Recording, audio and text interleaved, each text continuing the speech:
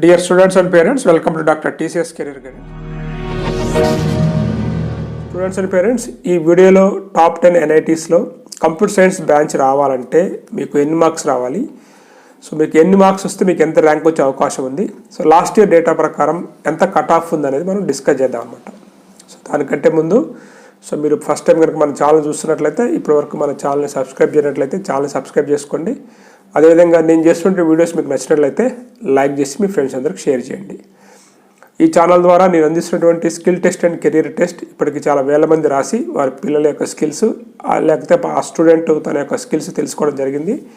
So మీకు కూడా interest ఉన్నట్లయితే 8th క్లాస్ అవుతున్నా కానీ 8th క్లాస్ ఎబోవ్ ఉన్నా కానీ 10th క్లాస్ కంప్లీట్ అయిపోతూ అదేవిధంగా ఇంటర్మీడియట్ కంప్లీట్ కాబోతూ 10th నుంచి ఇంట్లో జాయిన్ అవుతున్నా, ఇంటర్ నుంచి బీటెక్లో జాయిన్ అవుతున్నా, మీ యొక్క స్కిల్స్ ఆధారంగా మీకు ఎటువంటి బ్రాంచెస్ కానీ ఎటువంటి కోర్సెస్ కానీ మీకు సూటబుల్ అవుతున్నాయి, మీరు ఎటువంటి స్కిల్స్ ఇంప్రూవ్ చేసుకోవాలి అనుకునేటువంటి విషయాన్ని మన skill and career guidance test ద్వారా మీకు చెప్పడం జరుగుతుంది. ఇది purely artificial intelligence and machine learning software ద్వారా మిమ్మల్ని టెస్ట్ చేసి మీ యొక్క స్కిల్స్ అనేది చెప్పడం జరుగుతూ ఉంది. దాంతోపాటు ఫ్యూచర్లో రాబోతున్నటువంటి అన్ని కౌన్సిలింగ్స్ అనమాట, అది జోసా కౌన్సిలింగ్ కావచ్చు, ఎంసెట్ కౌన్సిలింగ్ కావచ్చు, విట్టు SRM లాంటి కౌన్సిలింగ్స్ కావచ్చు, వాటి యొక్క గైడెన్స్ నా నుంచి మీరు కోరుకోవాలనుకుంటున్నా కానీ నా నెంబర్ డిస్ప్లే అవుతూ ఉంటుంది, మీరు నన్ను కాంటాక్ట్ కావచ్చు. ఇక మన వీడియోలోకి వెళ్ళినట్లయితే సో టోటల్గా మీ అందరికీ తెలిసిందే 32 NITs ఉన్నాయి. ఈ 32 NITs నేను ఇక్కడ కేటగిరీ 1, కేటగిరీ 2, కేటగిరీ 3 అనమాట. అంటే అయితే కేటగిరీ 1 కింద వస్తున్నటువంటి NITs అనేవి ఓల్డ్ NITs. సో ఈ యొక్క 10 NITsని ఇక్కడ చేర్చాను. కేటగిరీ 2 అంటే సో మీడియం NITs అనమాట, అంటే టాప్ NITs తర్వాత స్టార్ట్ అయినటువంటి NITs. కేటగిరీ 3 NITs అనేవి మీకు రీసెంట్గా ఒక 7 to 10 years బ్యాక్ స్టార్ట్ అయినటువంటి NITs అనమాట. సో ఏ NITsలో సీట్ వచ్చినా మీరు తీసుకోవచ్చు. కాకపోతే టాప్ NITsలో టాప్ ర్యాంకర్స్ వెళ్తారు కాబట్టి హై ప్లేస్మెంట్ వచ్చే ఛాన్స్ ఉంటుంది కాబట్టి వాటిని కేటగిరీ 1గా అనమాట. సో మీడియం NITs కూడా బాగానే ఉంటాయి. కేటగిరీ 3 NITs అంటే ఏదో కొత్తగా వచ్చిన NITsలో మాత్రం కొద్దిగా గొప్ప మీకు ఫెసిలిటీస్ అనేవి టాప్ NITsలో కానీ మీడియం NITsలో విధంగా ఉండవు. బట్ మీరు కోర్సు అయితే మంచిగా నేర్చుకోవచ్చు. మీ దగ్గర స్కిల్ ఉన్నట్లయితే మీరు కేటగిరీ 3లో చదివినా మీకు మంచి ప్లేస్మెంట్ వచ్చేట్టు అవకాశం ఉంది. ఎందుకంటే మనకి లాస్ట్ టైం NIT ఆంధ్రప్రదేశ్లో 40 లక్షల నుంచి 50 లక్షల ప్యాకేజ్ కొట్టినటువంటి కొంతమంది స్టూడెంట్స్ ఉన్నారు కాబట్టి ప్యాకేజ్ అనేది మీ మీద డిపెండ్ అయి ఉంటుంది. మీ ఏ NIT వచ్చినా మీరు తీసుకోవచ్చు, బట్ మీకంటూ ఒక అవగాహన ఉండాలి కాబట్టి ఇట్లా నేను డివైడ్ చేయడం అనేది జరిగింది. సో మనం ఈరోజు ఈ వీడియోలో డిస్కస్ చేసేది కంప్యూటర్ సైన్స్ గురించి కాబట్టి సో కంప్యూటర్ సైన్స్లో అంటే ఏ NITలో మీకు కంప్యూటర్ సైన్స్లో మీకు రావాలనుకున్నట్లయితే ఇట్లా టాప్ 10 NITsలో ర్యాంక్ ఎంత రావాల్సి ఉంటుంది, మార్క్స్ ఎంత ఉంటుంది, లాస్ట్ ఇయర్ కట్ ఆఫ్ ఆధారంగా నేను చెప్తాను అనమాట. ఇక మీ NIT తిరిచి అనేది మనకి NITsలో టాప్ NITsకి మనం తీసుకోవచ్చు. ఇక లాస్ట్ కట్ ఆఫ్ ర్యాంక్ వచ్చేసి మనకి అదర్ స్టేట్ అనమాట, అంటే మన తెలంగాణ అయినా ఆంధ్ర అయినా NIT తిరిచికి మనం అదర్ స్టేట్ కిందకి వస్తాం కాబట్టి సో అక్కడ మన లాస్ట్ కట్ ఆఫ్ ర్యాంక్ వచ్చేసి 1509 అనమాట, అంటే 1509. సో ఆ ర్యాంక్కి వచ్చినటువంటి మార్క్స్ లాస్ట్ ఇయర్ మీకు 226 నుంచి 245 వరకు వచ్చాయి. కర్ణాటకలో ఉన్నటువంటి NIT Surathkal so 1984 is the last rank, 260 నుంచి 243 మార్క్స్ రావాల్సి ఉంటుంది. NIT వరంగల్, ఇక్కడ NIT వరంగల్ అంటే ఒకటి గుర్తుపెట్టుకోండి, ఎవరైతే తెలంగాణకు సంబంధించిన స్టూడెంట్స్ లేకపోతే ఆంధ్ర స్టూడెంట్స్ ఎవరైతే తెలంగాణలో ఎగ్జామ్స్ రాశారో ఇంటర్మీడియట్ ఎగ్జామ్స్ మీరు ఏ స్టేట్లో రాస్తారో అదే మీ హోమ్ స్టేట్ అవుతుంది.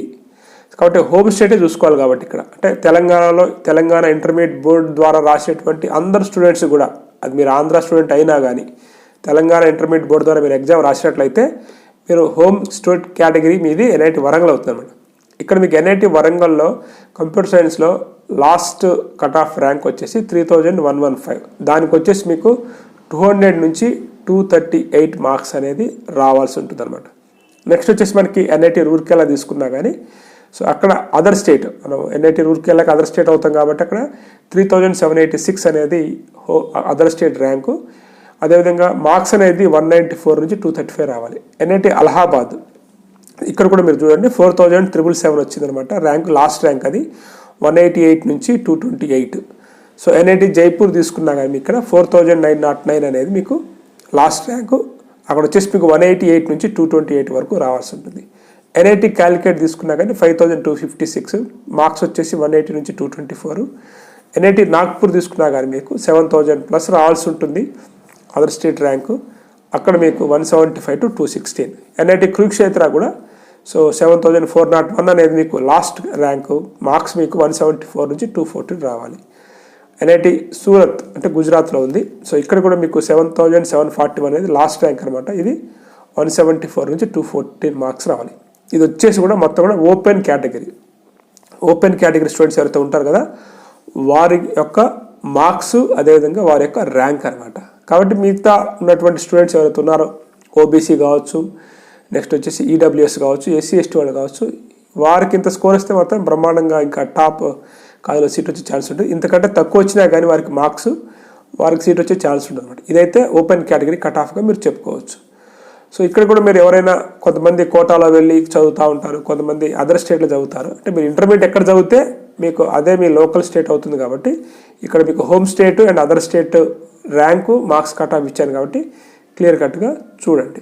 సో ఇది టాప్ 10 ఎన్ఐటీస్లో మీకు కంప్యూటర్ సైన్స్ సీట్ రావాలనుకున్నట్లయితే మీకు రావాల్సినటువంటి మార్క్స్, ర్యాంక్స్.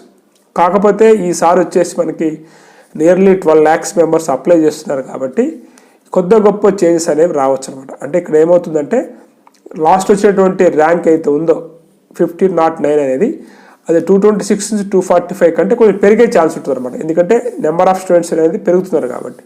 ఇది మీకు జస్ట్ అవగాహన కోసం మాత్రమే నేను ఇస్తున్నటువంటి ఇన్ఫర్మేషన్. మీరు దాన్ని టార్గెట్గా పెట్టుకొని ప్రిపేర్ అయినట్లయితే మీకు ఈ టాప్ 10 ఎన్ఐటీస్లో కంప్యూటర్ సైన్స్ వచ్చినా, ఈసీఈ వచ్చినా అండ్ ట్రిపుల్ ఈ ఇంకొంచెం ఎక్కువ ర్యాంక్ వచ్చినా కానీ మీకు ఈ 3 బ్రాంచ్ వచ్చే ఛాన్స్ ఉంది. మీరు టాప్ 10 ఎన్ఐటీస్లలో సాఫ్ట్వేర్ ఫీల్డ్కి వెళ్ళాలనుకున్నప్పుడు మీరు కాలేజీని మాత్రమే ప్రియారిటీ ఇవ్వండి.